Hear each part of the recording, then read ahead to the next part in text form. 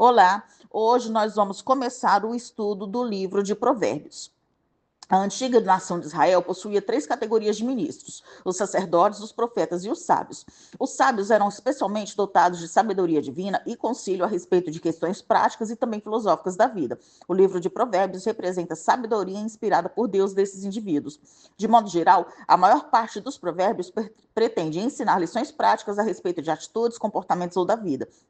A sabedoria do livro de Provérbios é exclusiva e singular pelo fato de que está baseada no respeito por Deus e pelos seus justos padrões para o seu povo. O uso de provérbios para ensinar era popular nos tempos antigos, porque os ensinamentos eram claros, concisos e podiam ser facilmente memorizados e transmitidos de uma geração a outra. Salomão se destaca no uso de provérbios para ensinar sabedoria a Israel.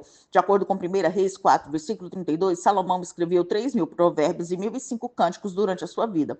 Outros autores cujos nomes são mencionados no livro de provérbios são Agur, no capítulo 30, e o rei Lemuel, no capítulo 31. Sobre os quais nada sabemos, além de sua contribuição a este livro.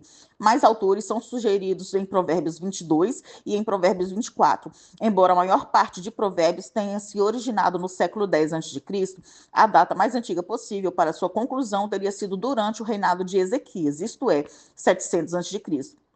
O envolvimento dos homens do rei Ezequias na compilação dos provérbios de Salomão pode ser datado entre 715 e 686 a.C., durante um período de renovação espiritual conduzido por esse rei que honrava a Deus. É muito provável que os provérbios de Agur, Lemuel e as palavras dos sábios adicionais também tenham sido coletadas nesse período. O propósito do livro é fornecer orientação, sabedoria, disciplina e entendimento, com o objetivo de inspirar um modo de vida correto, segundo os padrões e as normas de Deus. Ao aplicarem essa sabedoria à sua vida, as pessoas simples passam a ser sensatas, os jovens ganham conhecimento e bom senso, e os sábios tornam-se ainda mais sábios. Embora o livro de Provérbios seja basicamente um manual de sabedoria para inspirar um modo de vida correto, a base necessária para essa sabedoria é claramente definida como o temor do Senhor. Em outras palavras, ter uma reverência profunda pelo impressionante poder e pela autoridade de Deus como Criador e Juiz é a motivação vital para se desenvolver a sabedoria. De modo prático, o temor do Senhor envolve uma séria determinação em fazer o que Deus diz que é certo, sábio, digno e honrado, e evitar o que ele diz que é errado, tolo e merecedor de juízo.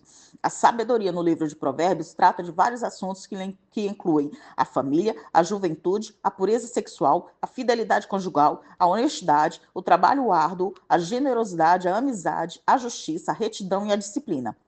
Provérbios adverte sobre a tolice de comportamentos pecaminosos que incluem rebelião, violência, divisão, modo de falar descuidado e imprudente, uso de bebidas alcoólicas, gula, luxúria, imoralidade, desonestidade, preguiça e más companhias.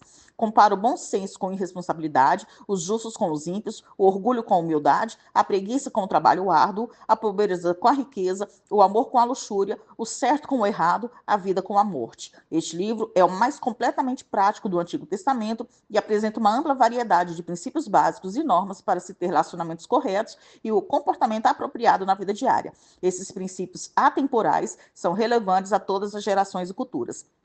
Agora nós vamos começar o estudo dos Provérbios 1. Versículo 1 do provérbio 1.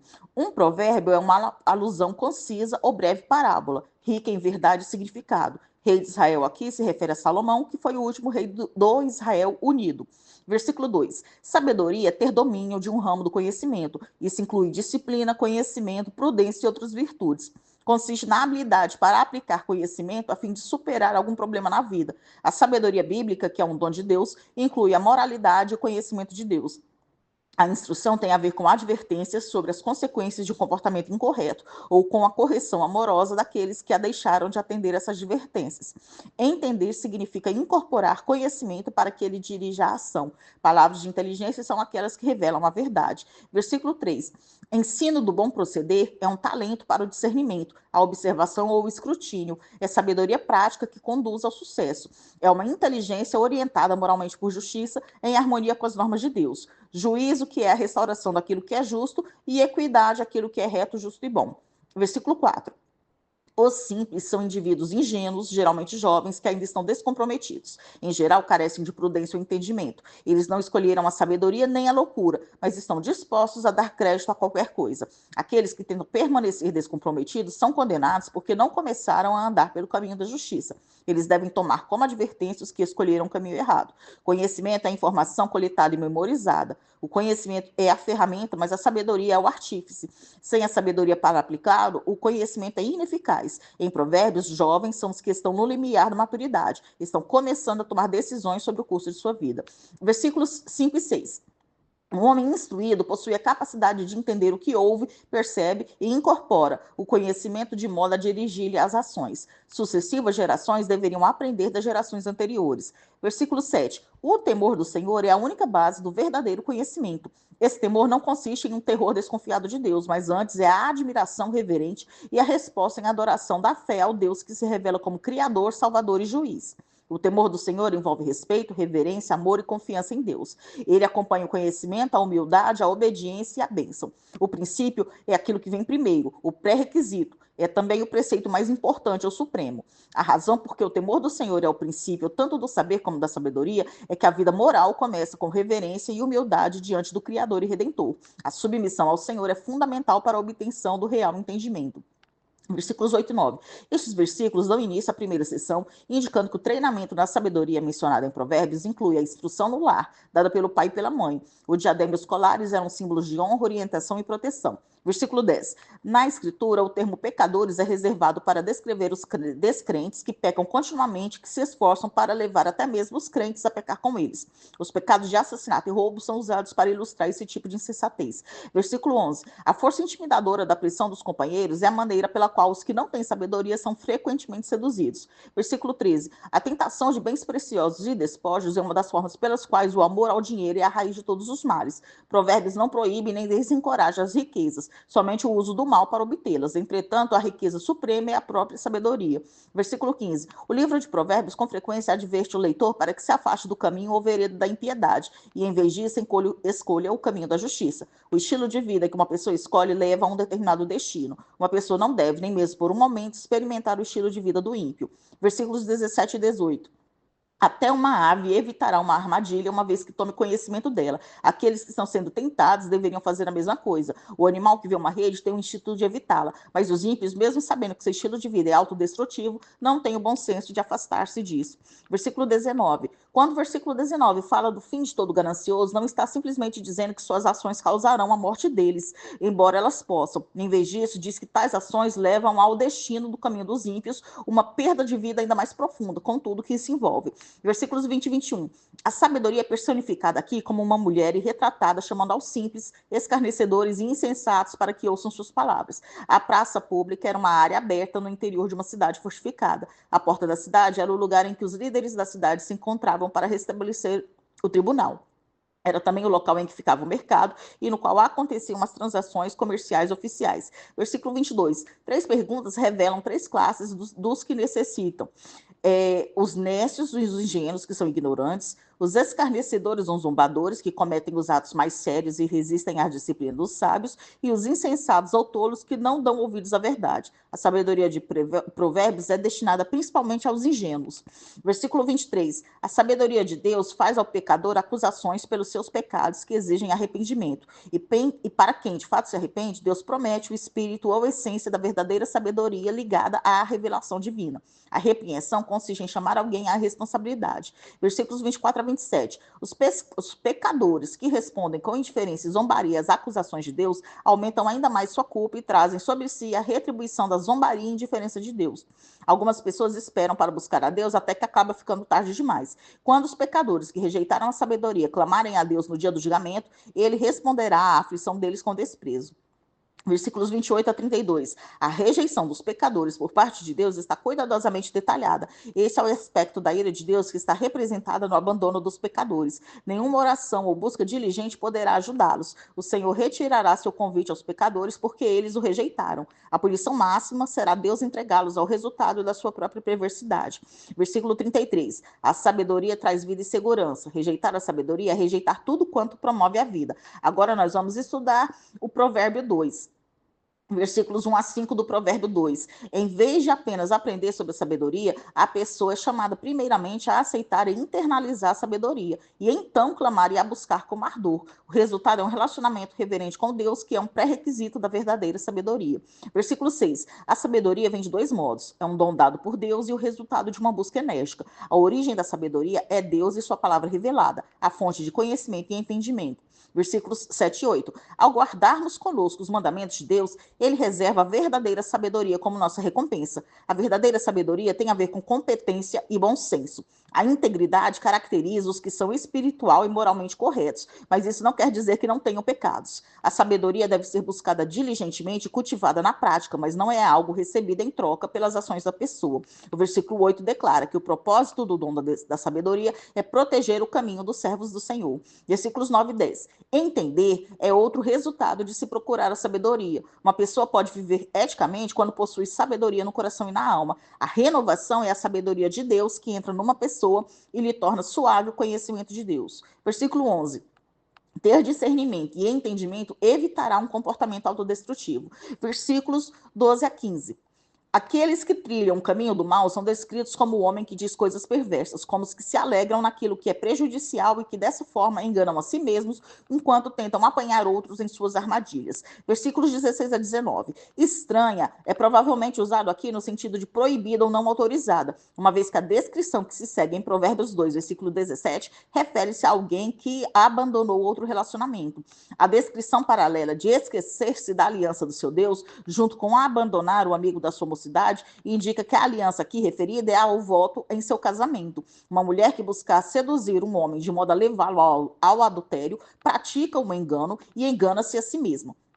O adultério é um desvio radical da ordem divina quanto aos relacionamentos humanos. A natureza destrutiva desse pecado leva a pessoa a caminhar junto com a morte. Primeiro a morte física, depois disso chega a realidade da morte eterna. Versículos 20 a 22. Nesses versículos se fala daqueles que possuem excelência moral. Simbolicamente, habitar a terra significa desfrutar a bênção de Deus por meio de um relacionamento com ele. Embora a advertência de Provérbios 2, versículos 16 a 19, seja especificamente contra as relações sexuais ilícitas, ela sugere uma aplicação mais ampla. Aqueles que escolhem o bem desfrutarão eternamente das bênçãos de Deus, porém os ímpios serão eternamente eliminados. Agora nós vamos estudar o Provérbios 3, versículos 1 e 2 do Provérbios 3. Meus ensinos e meus mandamentos referem-se aos mandamentos e princípios que o Senhor entregou por intermédio de Salomão. Ter paz é ser saudável, estar livre de ameaça ou necessidade e dessa forma estar satisfeito, contente, ser próspero e viver em paz de um modo que só Deus pode conceder. Versículos 3 e 4. As virtudes da bondade e da fidelidade que vem de Deus devem fazer parte de nós. Exteriormente, no nosso comportamento, para que todos as vejam como um adorno de beleza espiritual, e interiormente, como objeto de nossa meditação. A demonstração interior e exterior da misericórdia e da verdade é evidência da nova aliança de salvação. Versículo 5. Confiar no Senhor está intimamente ligado a temer a Ele, e confiar nele de todo o seu coração indica que a confiança vai além da mera afirmação intelectual para uma profunda dependência do Senhor, uma confiança firmada em seu cuidado e na fidelidade de Deus à sua palavra. A advertência para não se apoiar no próprio entendimento explica ainda mais a confiança no Senhor, pois o sábio dirigirá sua vida de acordo com o que o próprio Deus declara. Não colocará seu próprio entendimento finito e frequentemente equivocado contra o do Senhor, pois a autossuficiência e a autoconfiança têm sido a ruína da humanidade desde a queda. Versículo 6. Reconhecer Deus em todos os caminhos é pedir a presença de Deus em todas as atividades e decisões diárias. Endireitar as veredas é tornar o caminho reto ou plano. E esse caminho reto se trata da qualidade moral da trajetória de vida humana. Versículo 7. Apartar-se do mal e adorar o Senhor é a essência do arrependimento que requer humildade. Versículo 8. O versículo indica bem-estar físico para aqueles que vivem sabiamente de acordo com a vontade do Senhor. Versículos 9 e 10. A visão bíblica dos bens exige que eles sejam usados para a honra de Deus. Isso se cumpre quando se confia em Deus, quando se entrega o primeiro e melhor para Deus, que são as primícias, quando se é justo, quando se oferta generosamente e quando se expressa gratidão por tudo que ele dá. O resultado dessa fidelidade em honrá-lo é prosperidade e satisfação. Versículos 11 e 12. Disciplinar significa ensinar e treinar. A disciplina soa de modo negativo para muitas pessoas, porque alguns pais e mestres não são amorosos. Deus, porém, é a fonte do amor. Ele não nos repreende por apreciar nosso sofrimento, mas por estar profundamente preocupado com o nosso desenvolvimento. Ele sabe que, para nos tornarmos moralmente fortes e bons, devemos aprender a diferença entre certo e errado. Sua disciplina amorosa nos proporciona esse discernimento. Versículos 13 a 17. Esta seção deixa claro que a sabedoria e o conhecimento são dados e governados pelo Senhor. Essa seção descreve a virtude da sabedoria como mais preciosa do que qualquer coisa que se possa ser obtida na terra, como o caminho da verdadeira paz e vida, e dessa forma como o meio pelo qual é abençoado quem se apega a ela pelo Senhor. Assim como a sabedoria é o meio pelo qual o Senhor lançou e estabeleceu a criação, assim também ela é o meio pelo qual aqueles que a alcançam serão sustentados e firmados. Versículo 18. A árvore da vida aparece pela primeira vez em Gênesis 2, versículo 9, e é mencionada como se tivesse o efeito de perpetuar uma pessoa em seu estado moral. Por meio da obediência, Adão e Eva teriam tido acesso contínuo à árvore e assim mantido um estado imaculado. Mas por causa da desobediência, por misericórdia, foram removidos do jardim para que não fossem perpetuados em um estado de culpa. Isso ajuda a explicar a imagem de Provérbios. As coisas que são chamadas de árvore de vida são retratadas como um meio pelo qual o justo prossegue e é confirmado no caminho que ao final é abençoado. A árvore aparece novamente em Apocalipse como uma função similar de perpetuar em santidade aqueles que vencerem. Versículos 19 e 20. A questão essencial é que Deus fundou os princípios da sabedoria na estrutura do próprio mundo. A sabedoria é o princípio ordenador pelo qual tudo funciona e não retrocede para o caos. Dessa forma, quando se vive sem integridade, viola-se as regras pelas quais tudo se mantém unido. Não é possível viver sem integridade e assim prosperar. Versículos 21 e 22. A sabedoria é fundamental à vida, uma vida plena agora e uma vida eterna no futuro, porque ela está ancorada no temor do Senhor e inclui conselhos práticos, como o adorno para o pescoço, a sabedoria de Deus adornará a vida para que todos vejam sua beleza. Versículos 23 a 26. Posto que os ímpios chegarão repentinamente à ruína em seu fim, os que guardam sabedoria nunca passarão por esse perigo, quer acordados ou dormindo, porque o Senhor os protegerá. Estes versículos encorajam quem busca caminhar com sabedoria e não viver com medo do pavor repentino que sobrevirá aos ímpios, mas confiar que o Senhor o guardará seguro por meio do estilo de vida justo e correto que ele exige dos justos. Versículo 27. A menção de alguém que mora próximo enfatiza a confiança inerente na comunidade. Isso não significa que a deslealdade seja permitida contra estrangeiros distantes. Isso é errado. Entrar em litígio sem justa causa constitui traição maliciosa da confiança da comunidade. Versículos 31 e 32. O homem violento é aquele que, por ganância ou ódio, comete crimes contra a sociedade, como a opressão ou a exploração. O perverso, aquele que se desvia do que é correto, é abominação para Deus, ofensivo, odioso, repulsivo. Ele virtualmente vira o estômago do Senhor. Deus não dará atenção alguma a ele, exceto para puni-lo, mas com os retos está o segredo de Deus. Versículo 33. A maldição de Deus é a retirada de sua presença sustentadora. A casa inclui toda a família da pessoa, suas posses e propriedades. Membros individuais da família podem ser resgatados da maldição. Versículo 34. Deus tratará com desprezo os que zombam. Os humildes são aqueles que são pobres por serem explorados ou oprimidos. Versículo 35. Uma herança é uma possessão permanente. Em contraste com os sábios que herdarão a honra e a glória celestiais, os tolos são os que menosprezam a Deus e sua palavra e herdarão a vergonha eterna. Agora nós vamos estudar o capítulo 4, versículos 1 a 2 de Provérbios 4. Não existe sabedoria além da que está ligada à boa doutrina, que deve ser o ponto central de toda instrução. Versículos 3 e 4. Os sábios continuam a tradição de sabedoria, passando às gerações seguintes a sabedoria que aprenderam de seus pais. Idade e experiência não são autoridades absolutas, mas são fatores importantes e devem ser tidos em alto grau. Versículos 5 a 8. Adquire traz uma palavra hebraica comum para comprar. A grande ênfase aqui em que a sabedoria e a inteligência são as aquisições mais importantes. O versículo 7 diz, parafraseando, para gastar todos os recursos para obter entendimento. A sabedoria é a primeira coisa a se adquirir. Assim como a salvação, o custo da sabedoria piedosa não é prata ou ouro. Antes, a pessoa deve parar de desejar qualquer outra coisa e amar, exaltar e abraçar uma só coisa. Ou seja, significa desistir da própria vida por alguma coisa. Paradoxalmente, o custo é tanto nada quanto tudo. Versículo 9. O diadema e a coroa simbolizam a graça e o favor de Deus visivelmente manifestos na vida de uma pessoa. Versículos 10 a 19. Os ímpios se dedicam à prática do mal, e isso é seu refrigério e alimento. O filho é exortado a pegar-se ao bem e é advertido a nem mesmo experimentar o caminho dos maus. Quantidade e qualidade de vida são os incentivos. Os justos aumentam em luz, enquanto os ímpios tropeçam na escuridão. Os ímpios insensatos nem conhecem a ligação que há entre pecado e punição. Versículos 20 a 23. Esses versículos encorajam a internalização da sabedoria. O coração, em Provérbios, geralmente se refere ao centro da vida interior da pessoa e sua orientação para Deus. É no coração que são produzidos todos os pensamentos, sentimentos e escolhas. Alimentá-lo com palavras de sabedoria é vital e vale a pena guardar a sabedoria no coração, porque é dele que fluem todos os pensamentos, palavras e escolhas da vida da pessoa. Versículo 24. A falsidade da boca refere-se a alguém que está na vereda dos perversos. A falsidade da boca inclui não apenas o discurso desonesto, mas também qualquer comunicação sem o conteúdo, contexto e propósito apropriados. Guardar o coração em sabedoria inclui guardá-lo de qualquer palavra que contenha elementos contrários ao que o Senhor ama. Versículo 25. A ideia de que os olhos devem olhar direito sugere a resolução de permanecer no caminho certo. Metaforicamente, isso sugere que quando a pessoa desvia seu olhar do caminho, ela pode tropeçar. Versículos 26 e 27. Direita nem esquerda expressa toda a abrangência dos caminhos da maldade. Isso não significa que uma via intermediária, uma acomodação, seja o bom caminho, e sim que é importante não abandonar o único bom caminho. Nós terminamos aqui o estudo de Provérbios 1 a 4.